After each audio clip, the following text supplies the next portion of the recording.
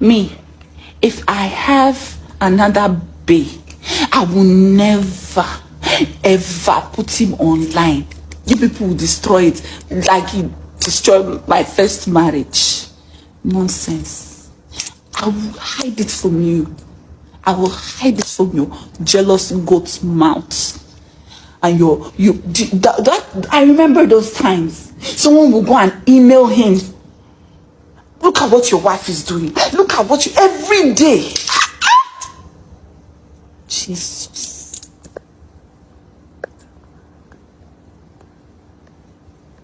How will he not run away? How will he not disappear? How will he not tell me, pack out of my house? That's 5 days postpartum. How will he not do that? When some of you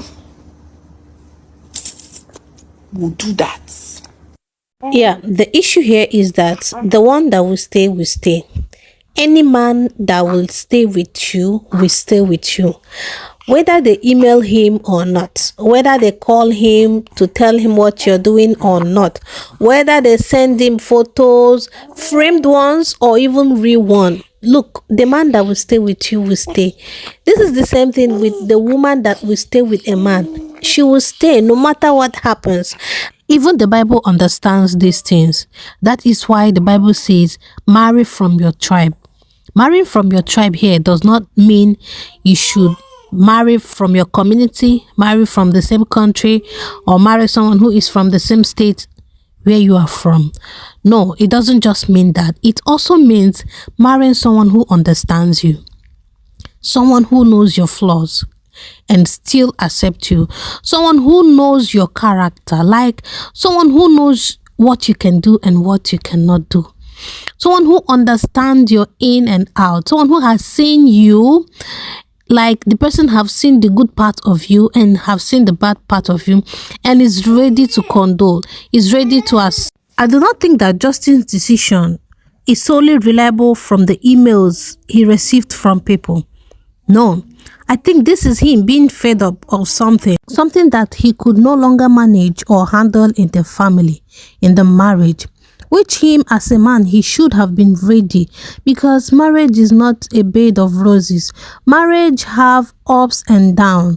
Marriage is not you having to deal with the perfect person. Any perfect marriage you see today, if there is a perfect marriage, so to say, they had their ups and downs, and they finally come to an agreement that they have to live with it and they have to deal with it. Them dealing with it have made the marriage peaceful.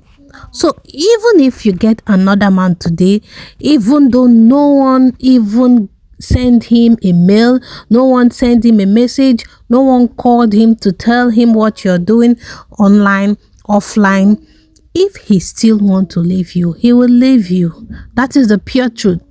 But if he still want to stay, no matter what people tells him, he will stay. And that is why before you get into any other relationship, you have to make sure the person sees you, your in and out, your character, the things you do, and let the person tell you that he is okay with it. Let the person give you this assurance that he is okay with it, because a lot of people might not like what you're doing and a lot of people still like what you're doing. You see, a food that someone's like might be a food that another person do not like at all, no matter how you make it look so delicious and sumptuous. Yes.